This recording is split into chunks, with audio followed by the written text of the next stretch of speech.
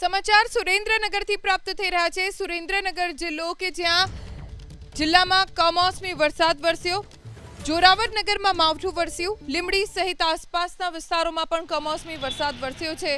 શહેરી વિસ્તારોમાં તો તાપમાનનો પારો નીચે ગયો, ગરમીથી રાહત મળી છે, વાતાવરણમાં ઠંડક છે, પણ ગ્રામ્ય વિસ્તારમાં ખેડૂતોની ચિંતા વધી ગઈ છે। ગ્રામ્ય વિસ્તારના ખેડૂતોનો પાક આ વરસાદના કારણે નુકસાન પામે તેવી શક્યતા છે।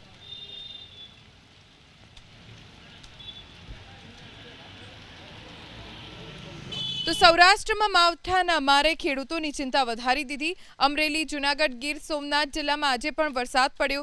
સાવરકુંડલા શહેર અને ગ્રામ્ય વિસ્તારમાં વરસાદ વરસ્યો। કેરી, ડુંગળી, તલ, બાજરી સહિતના પાકને નુકસાનની ભીતિ છે।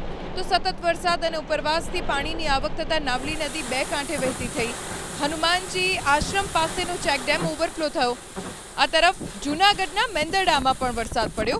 માવઠાના કારણે બાગાયતી પાકને નુકસાનની શક્યતા છે। ગીર સોમનાથના ગીર ગઢડામાં પણ કમોસમી વરસાદથી ખેડૂતોને નુકસાનનો ડર સતાવી રહ્યો છે।